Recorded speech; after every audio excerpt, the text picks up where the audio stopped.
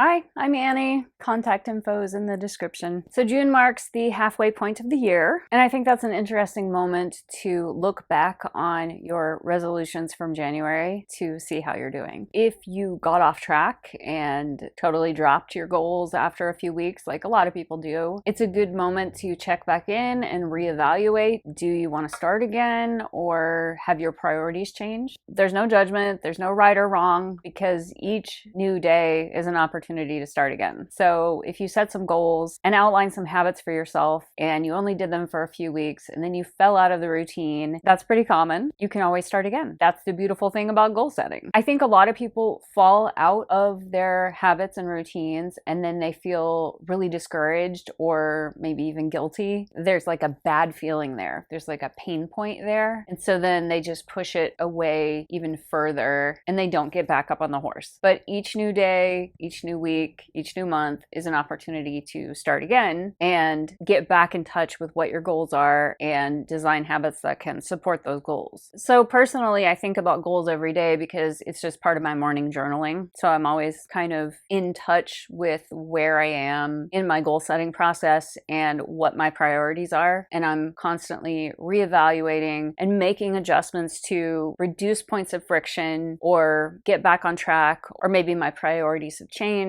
and I need to redesign my approach. And I do that really every day. And I also track my habits. I use the Elastic Habits system, and I'll put a link to a video I made about that. Or you can just read the book, Elastic Habits. It's a really awesome read. It has some really great tips about how to set goals and design habits to help you achieve them. And I learned something from studying that system about the frequency of tracking. So I use that Elastic Habits tracking system, and the guy who wrote it suggests that it's helpful to track every 15 days. Like that's a good interval. So you would do like the first of the month through the 15th and then track all your habits and give yourself a score. And then in the second half of the month, months have 28 to 31 days, it varies, but roughly every 15 days. In the second half, you would track again and derive a score from how well you did in your performance of achieving your habits and compare those two. And there's something about that 15-day interval that's really encouraging, that keeps me going. So it uses a point system. And so say if I get like 36 points in the first half of a month for a specific habit, it might encourage me to get 45 points in the second half. Or maybe I'm really busy, I'm just okay with the minimum. Like I'll go for 15 points this cycle because I'm super busy and that's all I can manage.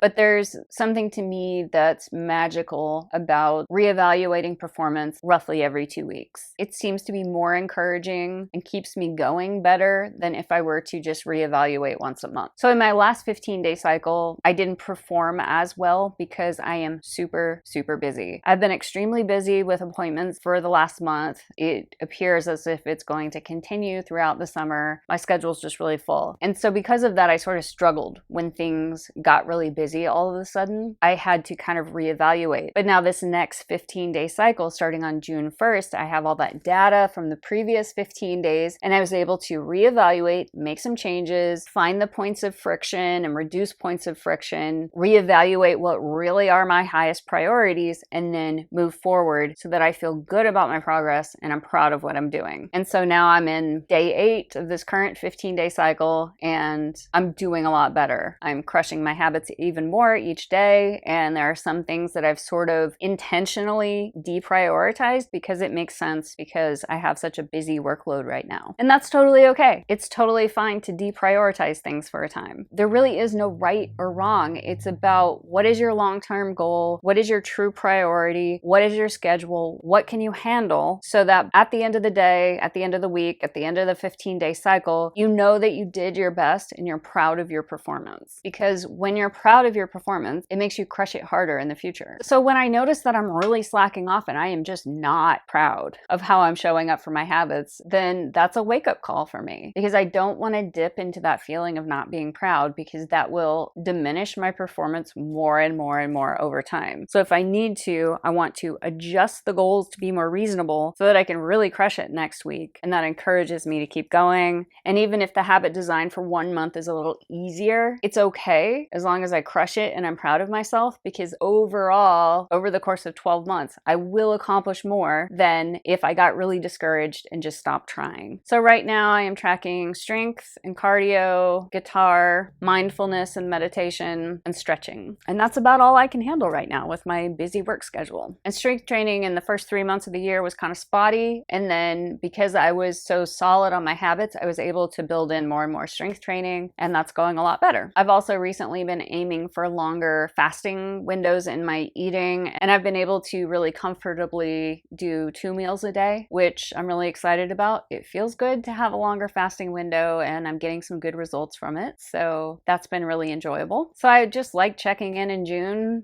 and reflecting on how is the year going? What would I like to accomplish in the next 6 months? I just think it's really beautiful how each new day is an opportunity to start again. So I hope your habits are going well. I hope you're reaching your goals. Let me know if you need any support.